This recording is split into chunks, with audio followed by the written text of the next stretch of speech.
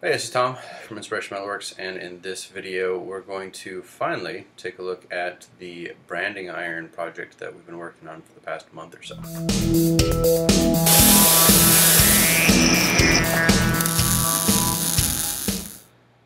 So I was recently asked by someone who makes their own cigars if I could make them a brand for their boxes.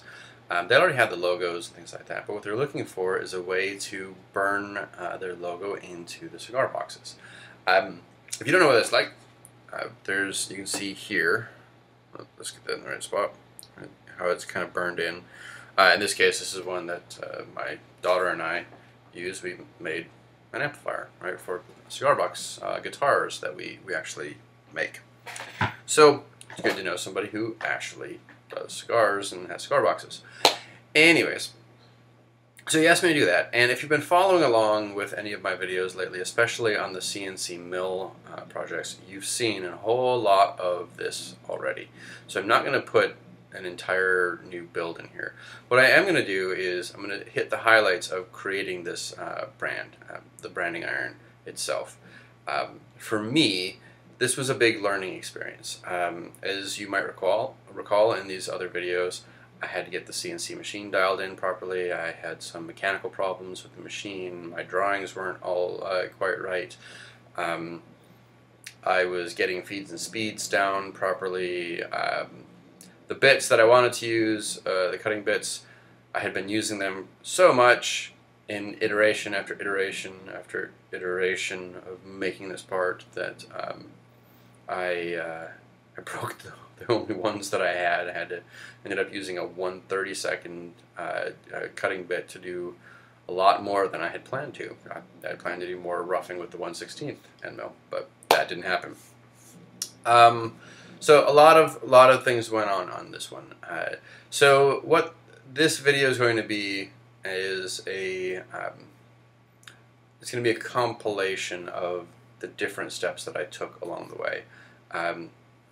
It may not all be linear, as far as it'll be linear as far as the design goes and the build goes itself, but it may not be all from the exact same part. I might pull some from this one, some from this one, some from this one.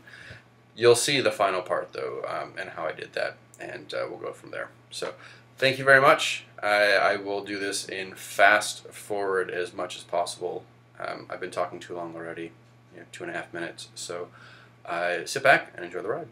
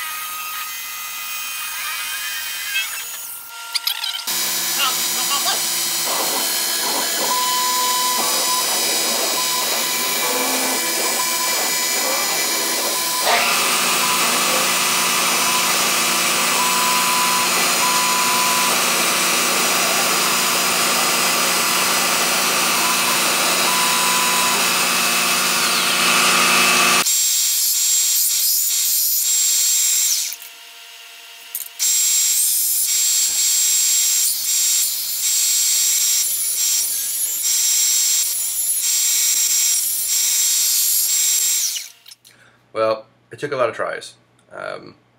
The first attempt with the stud on it didn't work.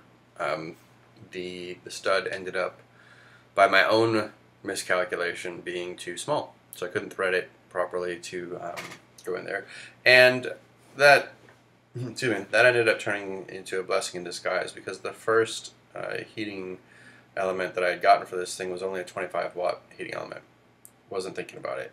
That's a big old piece of aluminum to heat up, right?